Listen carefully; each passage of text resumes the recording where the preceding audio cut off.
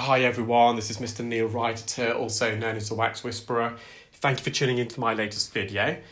I was almost not going to upload this, and the reason for that is I can imagine the amount of abuse I'm setting myself up for. And I discussed it with my clinic manager prior to deciding to upload it this afternoon.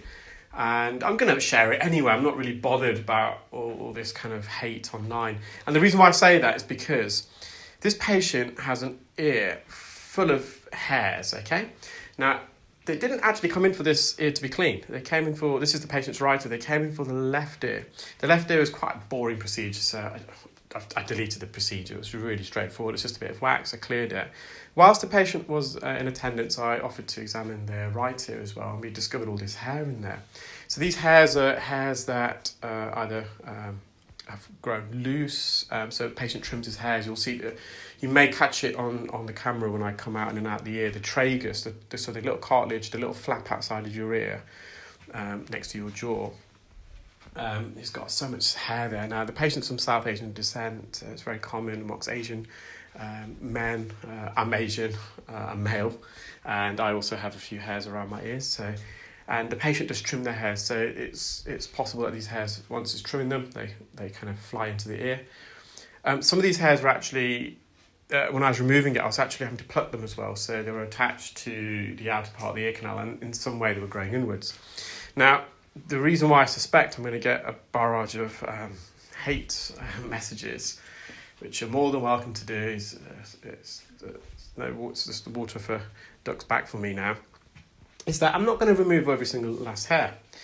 I'm just going to remove the main blockage. And as I said, the patient didn't really have any symptoms, but whilst he was there, I just thought, look, let's clear this. I can't really see your eardrum. I want to visualise your eardrum. I want to see if it's healthy. I can only partially visualise it through the hair. So I'm just using forceps. I'm just really gently just plucking out the main masses of these hairs.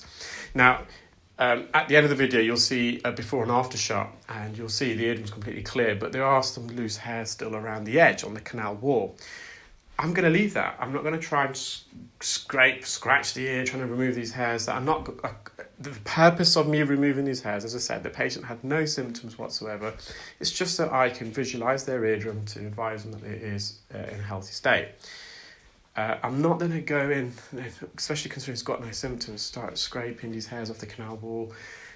I have to stress, and I keep stressing in all my videos, that the inner 2/3 of the ear canal, it is so sensitive. Believe you me, if this was your ear and you had a few hairs on the side of your ear canal and your audiologist or ENT or doctor or nurse was trying to, or pharmacist as well, was trying to scrape these hairs off the side of your ear, you would not be happy. It would be very painful for you. There's always references being made to other channels. I think a Chinese channel, from what I understand, well, I don't even need to listen to the narration. Those are done under local or general anaesthetic, some of those procedures, because you just wouldn't do that to a patient. It would just be too uncomfortable. So you can see already, you can see the majority of the eardrum. So I just felt I needed to explain that because I know what I'm going to get myself into. I'm just going to get loads of comments. You've missed this, you've missed that, you're terrible at what you do. It's the online world, unfortunately.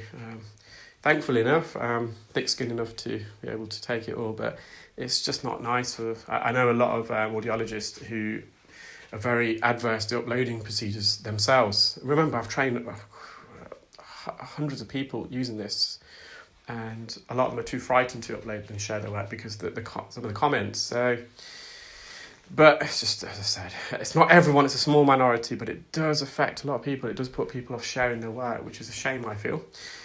But anyway, so yeah, I was in two minds.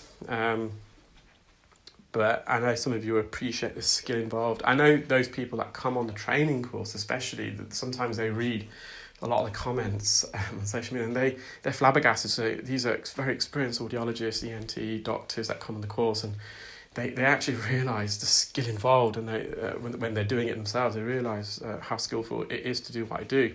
So that's the pre-shot. That's how the patient came in. So we couldn't really see the eardrum. This is, you can see, perfect. Just a few strands all around the edge. And I'm going to just now take a bit of a close-up shot with the endoscope of the hairs.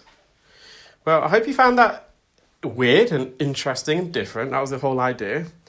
And anyone that wants to write any horrible comments, just jog on. I'm not really interested. Take care. Bye.